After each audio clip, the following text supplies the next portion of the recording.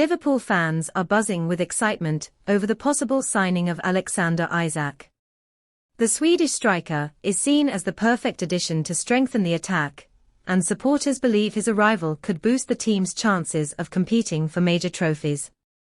Expectations are high, as many feel Isak's talent and goal-scoring ability would make him a decisive player at Anfield. The guys, still there is the right definition also for the Alexander Isak deal, because Liverpool are still there.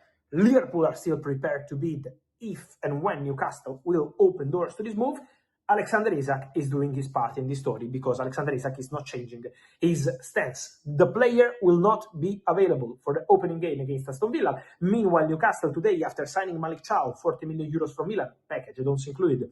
Today, Newcastle also closed the deal for Jacob Ramsey from Aston Villa for 40 million pounds package. So Ramsey is coming, Chow is done.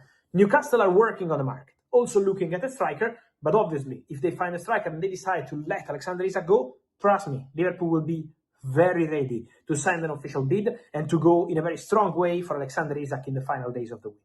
Meanwhile, Isak will not be available for the game against Aston Villa. Isak doesn't want to play for Newcastle anymore. The message is quite clear for the Aston Villa game. Then, obviously, Newcastle will face Liverpool, and the idea for Alexander Isak is quite clear. He doesn't want to be on the pitch. Isak wants to go to Liverpool.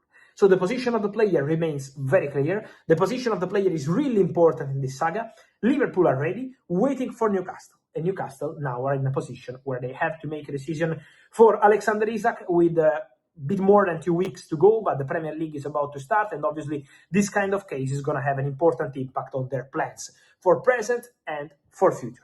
So this is going to be an interesting topic for sure.